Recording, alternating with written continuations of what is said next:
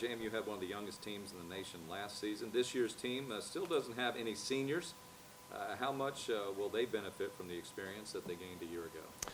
Well, I think a tremendous amount, right? We have a large sophomore class that all, had opportunities last year to learn on the job. And we have now a freshman class with 3 guys in it. They're going to learn on the job. We're going to throw them into the fire, and they also will have the opportunity to play a lot. Certainly it's not ideal. Every program would love to play your seniors, juniors, and freshmen. Without seniors and only 3 juniors, we're going to rely on youth a lot to carry the day. Ron Curry developed into one of the best point guards in the CA last season, saw his maturation on the floor. His progression, what do you expect of him this season? Well, I'm hoping progression. I'm hoping that he continues to evolve as maybe the best point guard in the league. That's a great position in this league, and he's going to have a great year to have that kind of success. But most notably about Ron, this has been his finest offseason since he's been here.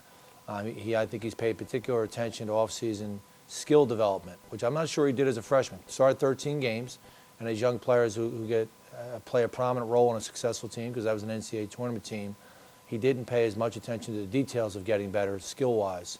And then as a sophomore, I think he had a good season, but he also recognized that his percentages weren't great. His three-point percentage and his two-point percentage can both be better. So he spent a lot of time shooting the ball and improving his shot, his technique, and I would expect him to be closer to 40% this year. And if he can improve his three-point percentage and continue his evolution as a defensive-minded point guard, then he's got a chance to be one of the better point guards in our league. With only 2 returning starters, tell us about some of the new or returning players who you see stepping into some more prominent roles. Well, I think the 2 sophomores that greatly benefited last year, and I think could have a chance to start and have a successful sophomore season, are Johanny Dallenbert, who finally realizes you got to play hard every day in practice to be a good player in the winter. And Jackson Kent, who recognizes that hard work is just a part of everyday life. He's as hard a worker as we've had at JMU. He put on 22 pounds with our strength coach in the off season. He continues to work on on his body on the optional lift days, and he's in the gym every single day. Those 2 guys kind of embody what we hope all of our other sophomores and really our team carries forward into the season.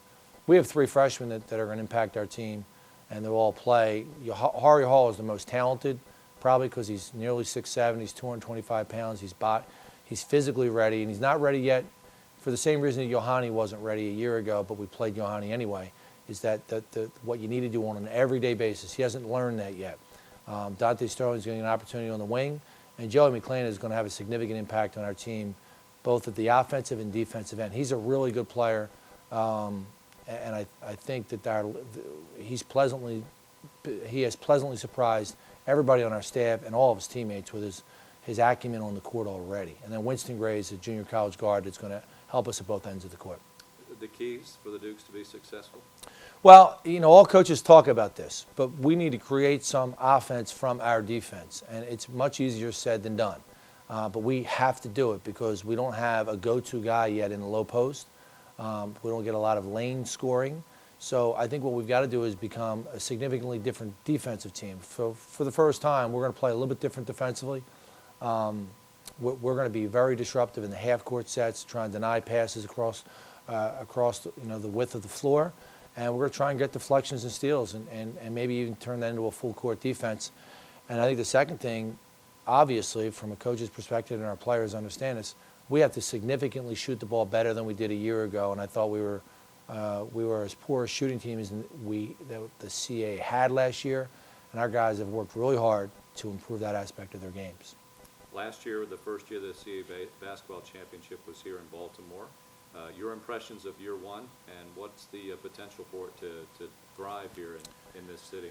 Well, I loved Baltimore. I love the arena. I love the city. I love Inner Harbor. I think it's a tremendous place for fans to spend a couple of days, and hopefully we can get all the way to the championship game and then beyond. But I think it's an awesome atmosphere. It's a great city, a lot of great places to eat.